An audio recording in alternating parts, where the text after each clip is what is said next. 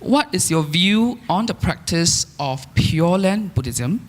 Example, the practice of chanting Amida, the Buddha's name, with the aim of reaching the Pure Land. Out of curiosity, did this question come online or? Online with the highest vote. How many of you are familiar with the evolution, the history of the evolution of Buddhism? As Brother Tan had made a very powerful point, in my view, a very important and powerful point earlier, that where the Buddha taught the Dhamma, along the way, humans came along and started introducing their own understanding and their own ideas, their own interpretation of the Dhamma. And the result of which is, you may not be aware of this, but we're talking about just a couple of hundred of years after the Buddha's time, there were as many as 18 schools. At least 18 schools. In fact, if the school that said there were 18 schools, if they had done absolutely correct count of the number of schools, it might actually have hit 30. In other words, over time, men who couldn't understand the Dhamma began to take aspects of the Dhamma, aspects of the teaching, aspects of the Eightfold Path, just take some parts of it and emphasize on that in a very big way. It is not that they were wrong, but it's that the teaching at the point when it was taken out of context, that was incomplete. Now we all know that the Eightfold Path is 3 parts. Panya, Sila, Samadhi. Panya is wisdom, Sila is virtues, wholesomeness, morality, depending on how you want to translate that. Samadhi is the mind that's quiet, focused, equanimous. The entire path requires training in all 3 parts.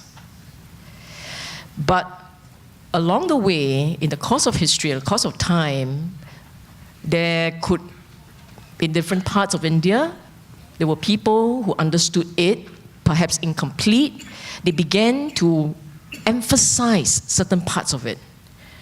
So this one about Pure Land on Mahayana Buddhism, the emphasis is karuna, compassion.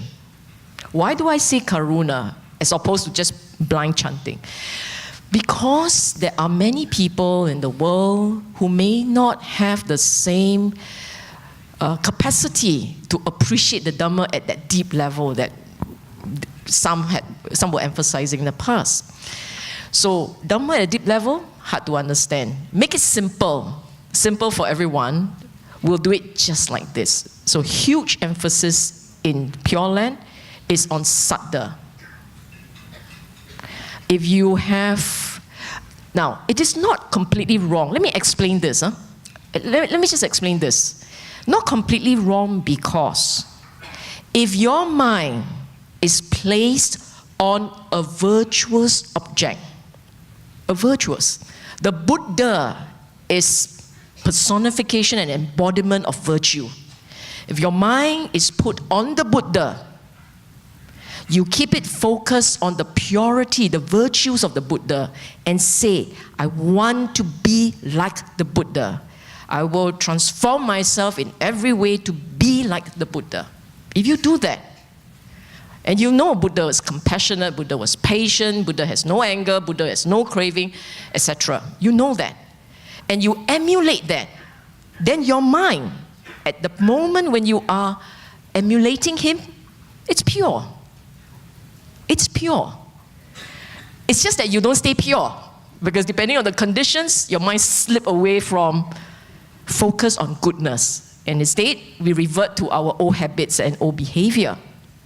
So if your mind had stayed pure and something happens to you, you had a stroke, fatal one, had a stroke, had a heart attack, and you die at that moment, your mind is pure. It will lift to a heavenly rebirth, just like that. But the trouble for all of us, and for most of us, is that our mind doesn't stay pure, as I said. Our mind reverts to habits. And habits means angry, angry law, jealous, jealous law. You know, our mind gets into habitual mental states. When that happens, you are out of purity. You're out of pure land. So if you hold the view that it's pure chanting, chanting, chanting, chanting, chanting, chanting, chanting, and I'm fine. No, it doesn't work like that. It is not pure chanting, chanting, chanting, and you're fine. It is keeping the mind virtuous. Keeping the mind kusala. And then you are fine. And it does not have to be a monotonous single syllabus, monosyllabus or a double syllabus, Buddha, Buddha, Buddha. It need not be that. It can be on anything that is pure. If you reflect on the Dhamma and you say, the Dhamma, I want to follow the Dhamma, also can, also pure land. It serves the same function. You understand what I'm saying? Does that kind of answer the question? Would Brother Tan want to add on? Thank you for the question. I think the rising of the many other schools of Buddhism, as Sister Sylvia mentioned, came much later when some Buddhists thought it would be very difficult at a later stage when the Buddha, the personification of the Dhamma, the teacher himself, was no longer around. So it will be very difficult for the majority of people to really get clarity on Dhamma. So why not keep them in the vein, in the reign of Dhamma by introducing Fang Bian Famen. Fang Bian means something that is very convenient, something that almost everyone can take it up and practice. So there came many practices, and one of them is this school, Pure Land School, which developed into the Pure Land School. I think it is also very wholesome, what they are teaching and what they are practicing has many elements of what the Buddha taught. The Buddha himself said, if in any teaching and practice where it does not contain the four truths, Chattari Arya Satcha, when there is no truth to make people understand our nature of life is unsatisfactory, there is no clarity about the cause of unsatisfactoriness, there is no clarity about the freedom from this unsatisfactory nature, and there is no clarity about what to practice, what is the path to practice to free ourselves from this unsatisfactory nature of life, then we cannot be free, we cannot be liberated. We can be more tranquil, we can be more wholesome, we can be more focused, but because it is not complete Dhamma, we cannot be completely free. Yeah, so it becomes a very convenient kind of practice, a very wholesome way of practice. And if we just to bring that practice to completion, then we have to clearly still understand the four truths. Yeah, thank you. Okay, follow on the question. To Brother Tan, if that's the case, can the Dhamma be present in other religions? The Buddha was asked this question by a group of Brahmins. He said that, well, it may be right that Arahants are also present in other religions. Yeah, during Buddha's time, there were many religions. 62 of them were named and listed, but there were many others at the fringe which were not named and not listed. So other practitioners were saying, well, not only in your teaching there is liberation, right? In other teachings also there could be saints and arahants and Buddhas. Then the Buddha said, Akase padang nati sammano nati bahire. He said, outside of the dispensation, where you cannot find the four truths, then there will not be liberated beings.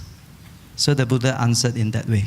So whichever religion that has a clear explanation of the four truths, so that the practitioners can realize the four truths for themselves, then there is the possibility of liberation. If there is no such clarity, then there is no such realization. Then there are no arahants outside this dispensation. That's what the Buddha answered. Thank you, Brother Dan. So Sister Sylvia, so how do we now propagate the basic of the Buddhist Dhamma to the public, to the masses, so that the public will be at least be better informed? What we are doing here, lor?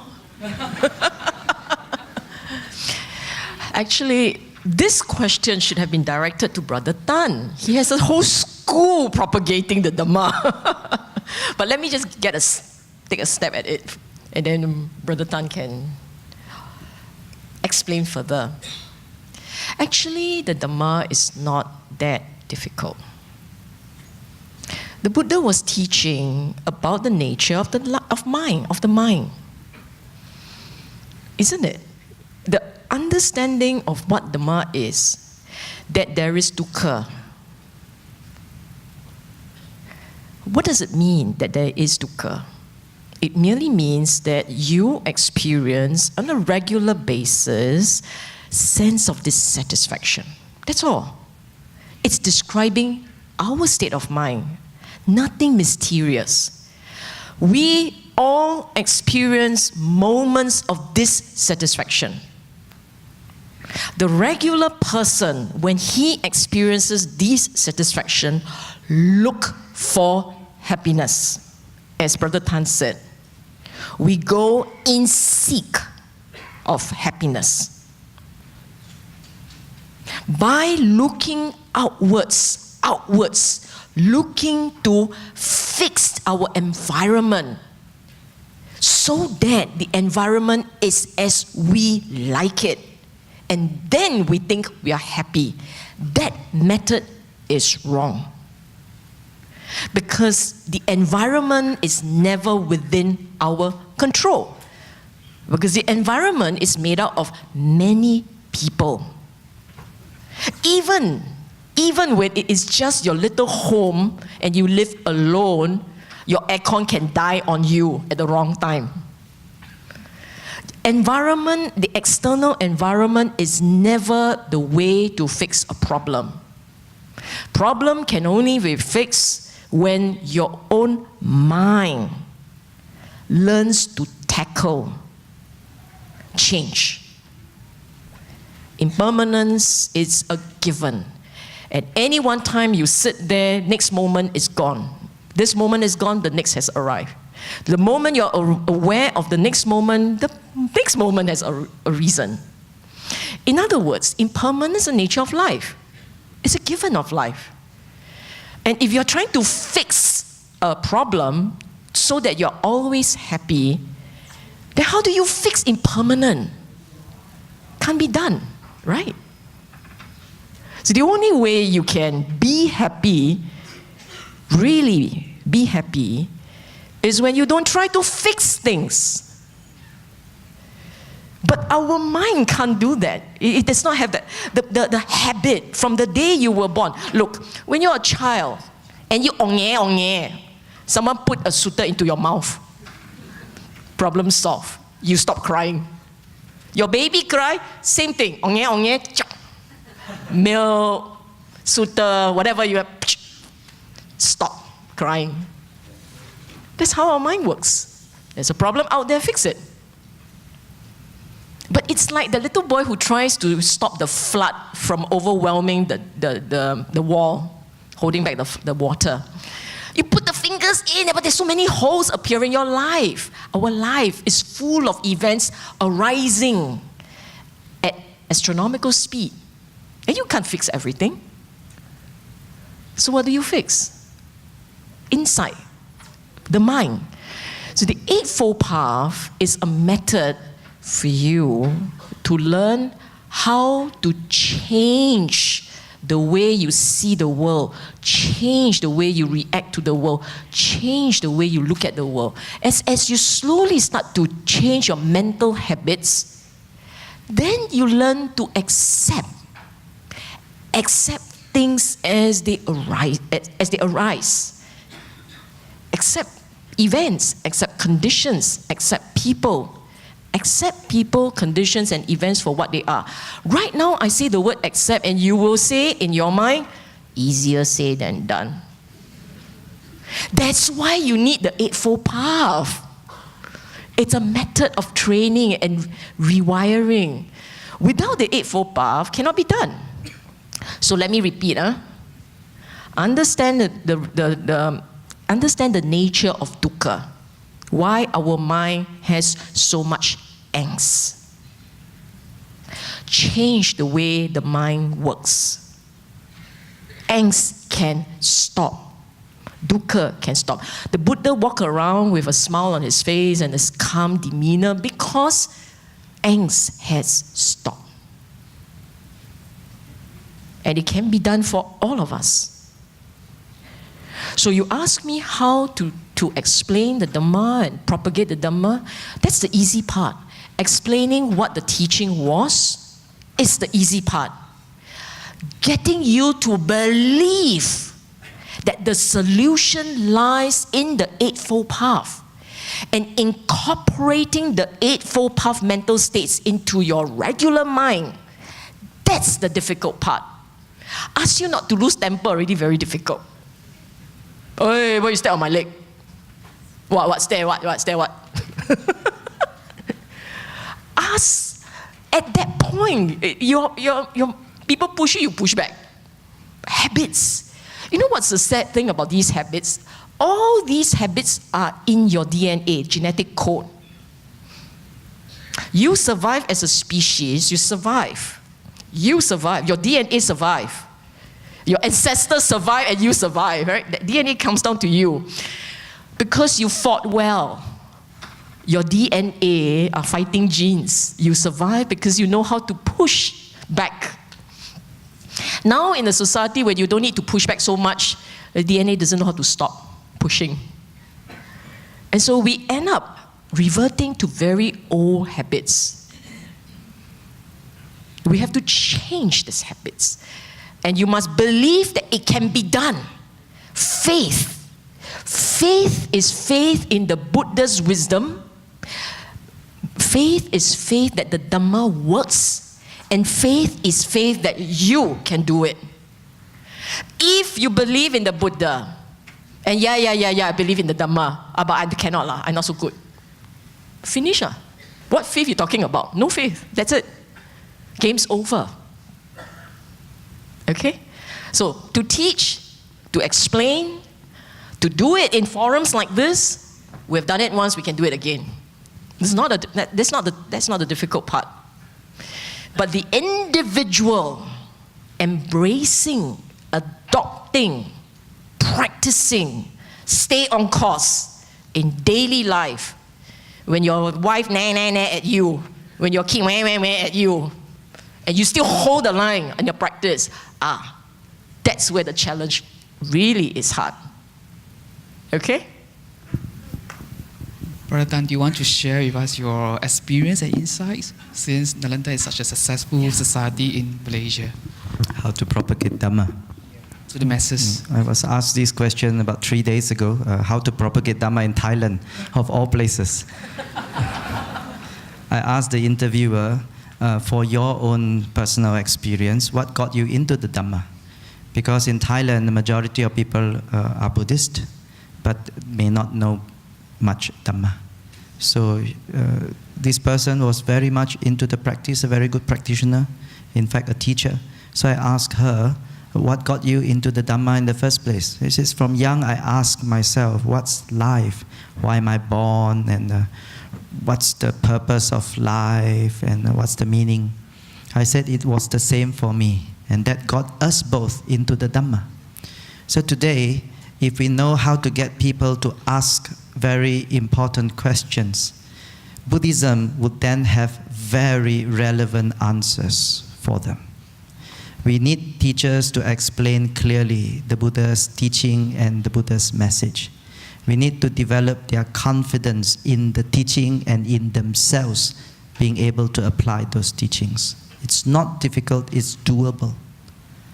So if they have that question, the right kind of question, and they meet with the right kind of resource person, the right kind of teacher that is able to explain in simple terms, in clarity, and they build their confidence in both the Dhamma and themselves, that I consider successful propagation of Dhamma. So any mechanism, including forums, including classes, including counseling, including one-to-one or certain retreats, that there are so many that Buddhist Fellowship Singapore has been organizing. Year in, year out, we have many effective courses that are being organized by BF. These are the ways which the Dhamma can be made known to many more people. Yeah. Okay, Sylvia? Oh, before I forget, in case I get scolded. If you're looking for the Dhamma, and you're Malaysian, you go Nalanda. If you're Singaporean, you can come to DFC, Dhamma Foundation course organized by BF. We are using BF premises to teach the Dhamma. And in a similar way, it's a structured course. And in the full course, we'll take you from conceptual knowledge to the meditation and the practice. But it's a full year, it's a 31-week course, 30-week course. So, sorry, I'm not good with mathematics. I asked the banker. If you are really interested and you want to look for a place to learn the Dhamma and understand how it works, understand what you have to do, and learn how to cope with the mind, and better tame the mind, then join us. Malaysia, Singapore. Only Malaysia and Singapore. Okay, the next question is directed at Sister Sylvia Bay. How are we sure there is rebirth?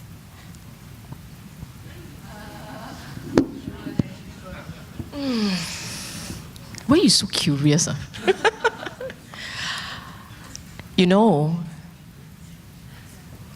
I find it rather intriguing that the average person, when they first ask about the Dhamma, they ask about this one. Very strong interest in rebirth.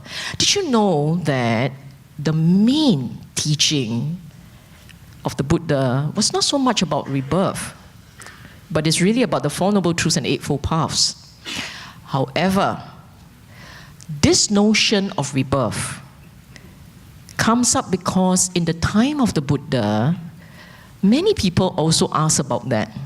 So you have to understand the historical context of this notion of rebirth. You either, look, this is just a simple thing.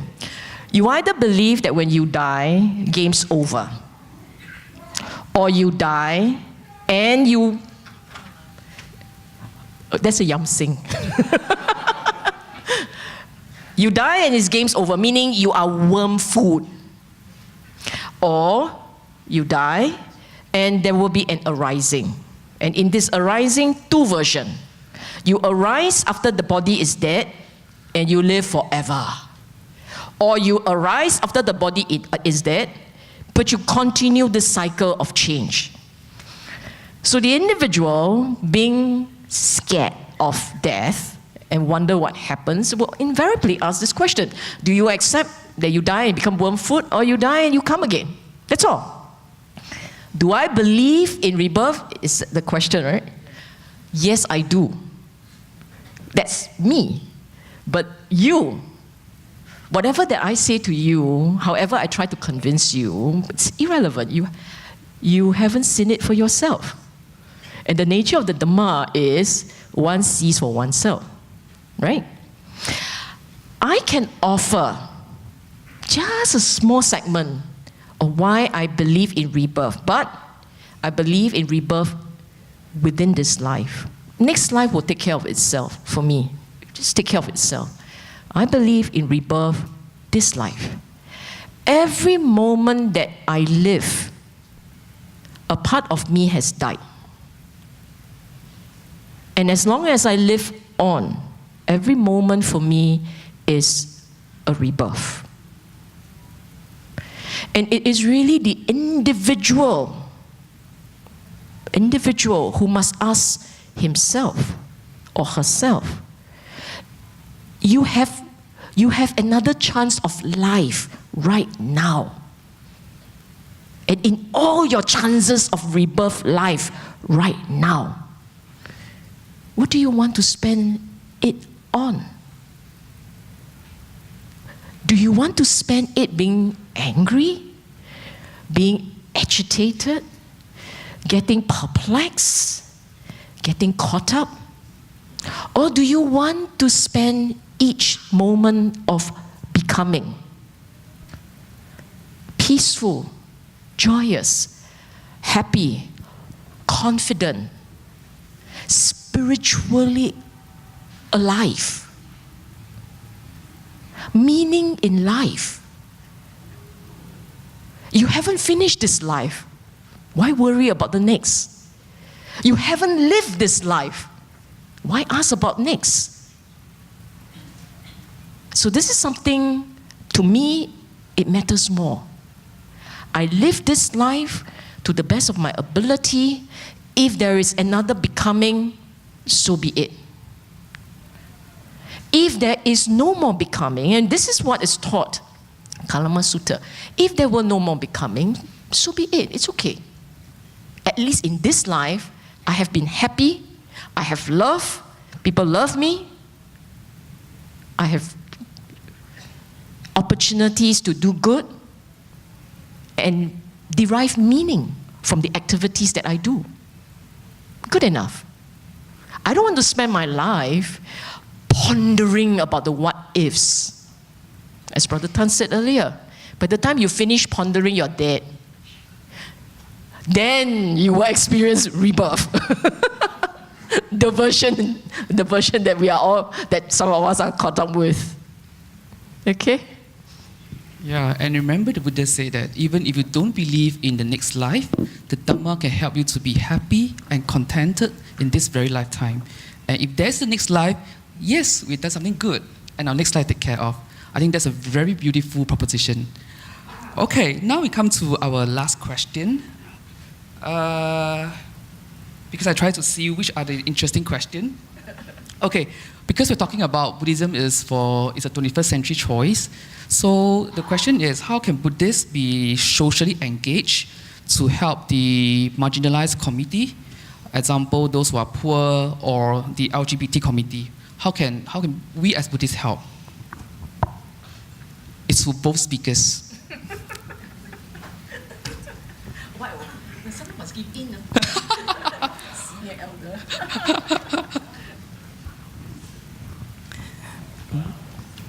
Buddhists can help everyone. Marginalized people suffer. Unmarginalized people suffer. Yeah. Minority people suffer. Majority people suffer. So Buddhism is the medicine for suffering. It's the solution for our dukkha. So it's relevant for everyone. So as people who are co-sufferers, when we look at other people suffering, the intention and the thought that we have should be, how can I live in such a way or say certain words or do certain actions that help them live less of a suffering life? So helping ourselves and helping others, there is actually no discrimination and no boundary. So this is what Dhamma practice is about. So Buddhists can be socially engaged and helping people, helping ourselves with the Dhamma. Yeah. So this is my take on it. So Sylvia, last message. Good point, good point. I will just tell one story. And it just struck me as I was sitting down here listening to Brother Tan. You know the story of Angulimala, right? That after he became a monk, not when he was in his previous life, after he became a monk, and he came across a woman who was in labor. And this poor woman was really in terrible pain. It was a hard labor. Angulimala went back to the Buddha and said, how can I help? Something's happening. How can I help? This is a monk who saw for himself a woman in labor. And she had no one. He went and asked for help. And the Buddha said, say the mantra, the mantra that ever since, in my life I've never done wrong. And then Angulimala said, wait, cannot say like that. Because last time I do a lot wrong, kill a lot of people. Buddha said, okay, say, ever since I took on this role, I have never hurt another, I've never done wrong. And by this truth, may you be well and happy. And it worked. I mean, after some time, giving allowance for nature to take its course, it worked. Mother and child were safe. The moral of the story, the point of the story, is that as Buddhists, as disciples of the Buddha, if we were to see everyone as no different from us, when we identify, when we embrace each other, then we must feel their pain as we feel ours. Very often, we don't chip in because we are caught up in us. My interests, my concerns, my free time, my money, my loved one being too tired, my loved one is working so hard to save the world, ayo. It's about me, my, and I. If you are truly disciples of the Buddha, then you learn to identify with others and see yourself as no more than just another. You will help. You don't think too much, you just do. And you're fine. And you should do. And you should do. Look, in our teaching, walking in the footsteps of our teacher, you think about it. He went out and he retrieved someone who was a serial killer because he knew this guy, he could understand and he could be helped. Of course, he will have to bear the karma of the stain of the mind and all, but it's okay. He can be helped. So he went, he made no judgment. He made no judgment about someone who break the first precept. Not one time, not two times. How many times? Don't know lah, many times. According to record, 999, right? But we know cannot be lah, just a lot of time. You ask me, would the Buddha make judgment on this and that, minorities and LGBT and so on? You tell me. Know the Buddha for yourself, and you tell me, will he make judgment? If he does not, why do we do that? If he did not, if he doesn't, if he did not, why do we do that? We won't do that. Okay, time's up. Please, Brother Tan. Yeah. I'd like to add something to it. Sometimes we have to see suffering beings with a lot of empathy. The Buddha said, Atanang upamang katwa na hanea nagatai. If compare this person going through so much suffering, compare this person to ourselves. Do we enjoy going through the same kind of suffering? If we don't, then don't wish that person continuous suffering. But at the same time, if we cannot do anything to relieve their suffering, at least don't add to it. Have more empathy. Yeah. So the message of the Buddha is this, and it is still relevant for 21st century or beyond. Going back to the warring states when Buddhism spread across China, it went into the Han Dynasty, but during warring states, great Indian teachers have begun to go into China to teach meditation, Chan. The king in China asked one of the Indian masters and said, "So you are the famous one.